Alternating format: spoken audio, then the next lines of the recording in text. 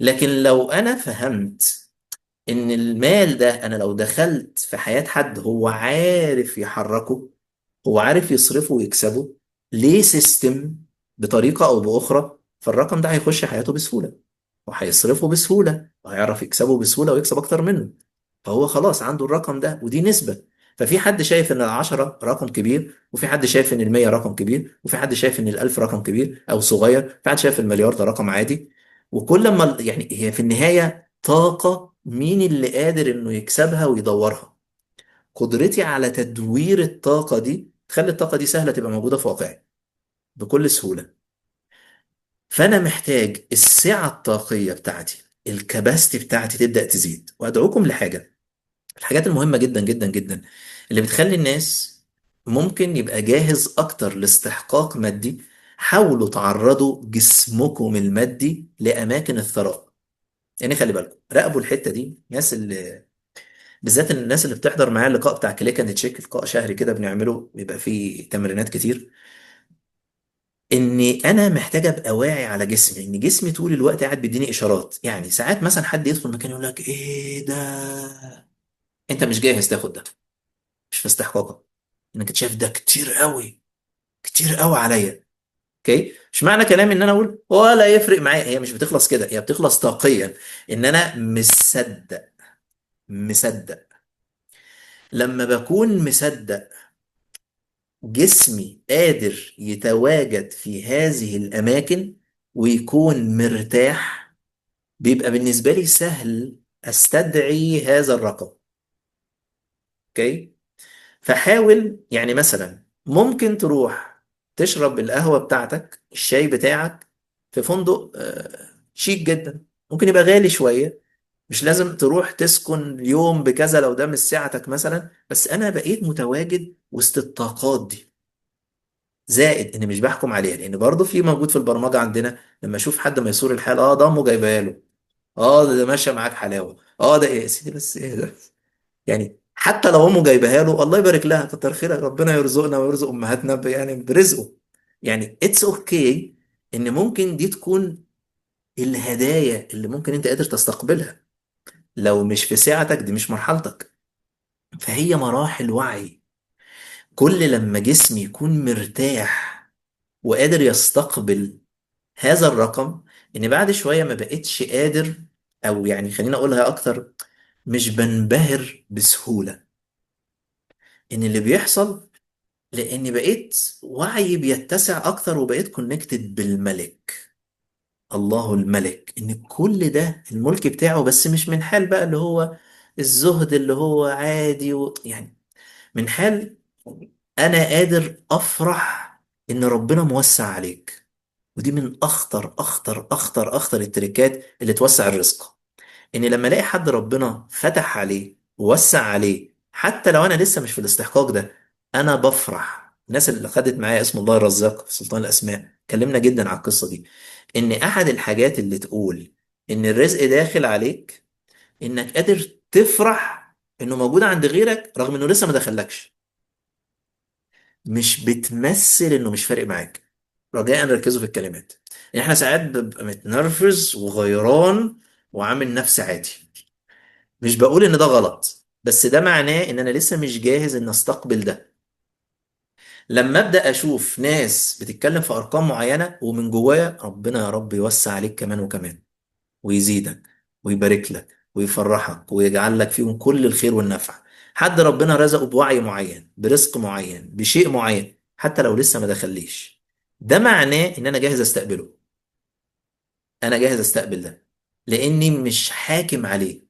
وليه ده يحصل له وانا ما يحصليش؟ ليه ده مش اوكي، دي مرحلة وعي. كل لما اقدر ابقى في الطاقة دي، لان يا جماعة خلينا اقول لكم بصراحة، والناس اللي بقالها فترة في الوعي او درست حاجات كتير هتفهم المعلومة دي بسهولة جدا. مفيش حاجة هتحصل في الواقع المادي إلا لما بتحصل الأول في الواقع الطاقي. نقول كمان، علشان الشيء يتجسد ماديا محتاج الأول يكون موجود طاقيا. علشان حضرتك تشتري بيت الأول كان فكرة في دماغك. علشان احنا نيجي كبشر كنا فكرة في دماغ أهالينا. يعني علشان نتجسد ماديا محتاج الاول الشيء يكون موجود طاقيا. فانا لو ما حلتهاش طاقيا مش هتظهر ماديا، ولو ظهرت ماديا هفقدها لغاية لما استرخي فيها طاقيا. يعني اني قادر فعلا من حال سلام اشوف ان ينفع يدخل في حياتي هذا الرقم، ان ينفع اوصل اني احترم المال، مش اني اعبد المال، مش اني بسند على المال، اني بكسب المال، ان المال بيعمل لصالحي. انا مش عايش عشان يبقى معايا فلوس، انا بعرف اعمل فلوس. وهو ده عندنا احد الصحابه اللي في السيره الاسلاميه الرائعين. انا شخصيا كان ليا فتره كبيره جدا بحب الراجل ده وبحب قصصه، يعني السيره بتاعته. سيدنا عبد الرحمن بن عوف، الشخص ده كان وصل لدرجه من الذكاء المالي. لما حصلت الهجره من مكه للمدينه، كان حصل حاجه اسمها المؤاخاه بين المهاجرين والانصار. فكان النبي اقترح على الناس ان اي حد عنده بيت ياخد الناس المهاجرين دي يسكنوا معاه. فدخل سيدنا عبد الرحمن ده قال انا مش عايز اسكن عند حد. يا سيدي بس تعالى، مش ايجو، مش عوجان. قال ليه مقولة شهيرة جدا: دلني على السوق. فين السوق في البلد دي؟ انا بعرف اكسب، مالكش دعوة. مش بعرف اكسب علشان انا موجود في سوق معين، انا عارف وعي المال. انا عارف يعني ايه لو حطيت قيمة هاخد قصادها رقم. مش علشان يبقى معايا فلوس، عشان الرقم ده هدوره تاني وادي قيمة اكبر فدخل رقم اكتر. فانا اتحولت شخصيا لمسار بيتحرك فيه النفع، فاوتوماتيكلي هيتحرك فيك المال. خلصنا. اللي هو زي ما بيقول لك دي فلوس ماشيه على الارض، ده الراجل ده تسلم عليه تحسه مليان فلوس. هو خلاص في الوعي ده. هو ممكن ما يبقاش معاه اي كاش فلو، بس هو عايش في الوعي ده. كان بيقال عن هذا الصحابي: لو رفع حجرا لاخرج من تحته المال. يعني من كتر ما بيعرف يكسب وعنده هذا الوعي. خلاص، فين السوق يا جماعة؟ هنا الناس هنا بتحب ايه، بتتضايق من ايه، بيعجبها ايه، فين المشاكل، احلها ازاي، اعمل ايه، اسوي ايه. انا شخص بيقدم نفع وبستقبل مقابل هذا النفع. مش بقدم نفع ومش عايز، بستقبل مقابل هذا النفع. فانا عندي عطاء وعندي اخذ متزن. انا مش بتاع عطاء بس، لان معظم الناس اللي عايشة في وعي العطاء بس بتجذب لحياتها المستغلين. هو ما بيعرفش ياخد، هو بيتكسف ياخد، هو بيتحرج ياخد، هو خايف يتحكم عليه لا يكون بياخد، لا يقول عليه مش عارف ايه. خليني احكي لكم قصه كده. احدى المرات كان عندي سيشن في بلد ما، وكان جاي راجل مع طليقته، وكان عايز يعني طول الجلسه بيحاول يزقني، هو عايز يرجع لها وهي مش عايزه. ويعني ايه، قالوا يعني زي حل اخير كده نقعد مع الراجل ده يمكن ايه.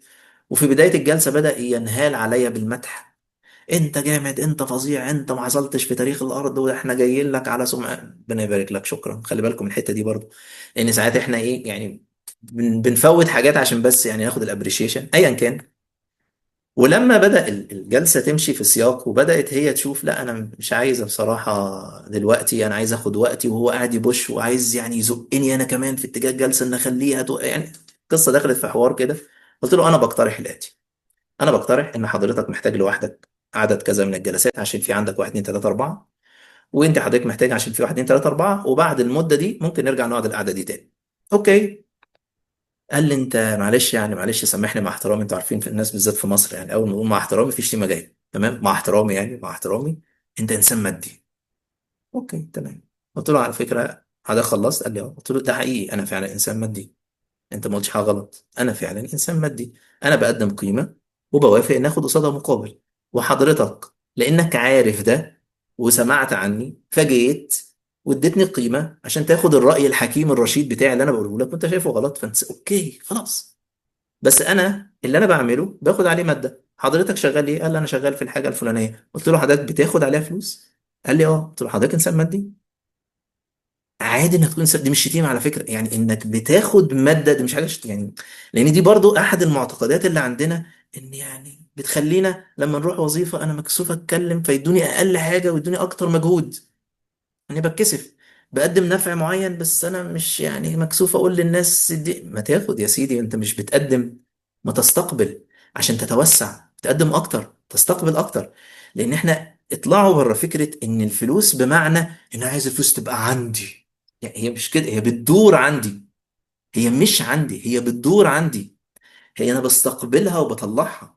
لان مفيش حد عنده فكرة ان انا مخزن الفلوس. يعني انت لما ربنا بيرزقك ويوسع عليك، انت بتوسع على اسرتك، على اولادك، بتدي الناس اكتر، بتتعلم اكتر، بتاخد كورسات اكتر، وعيك بيتسع اكتر، فبتبقى جاهز تستقبل اكتر وتدوروا اكتر، وهكذا. فقصة ان انا عايز فلوس، بمعنى ان انا عايز فلوس تبقى عندي، ما حضرتك ماشي يا فندم، يعني حتى لو انا بقى معايا مليارات ما انا سايبها وماشي. القيمة في ان انا اقدر ادورها، اعرف استقبل وارسل، استقبل وارسل، استقبل وارسل، وتكون سبب بعد فترة انك تغير وعي ناس موجودة حواليك، فتنقلهم من وعي الفقر لوعي الثراء بالتدريج.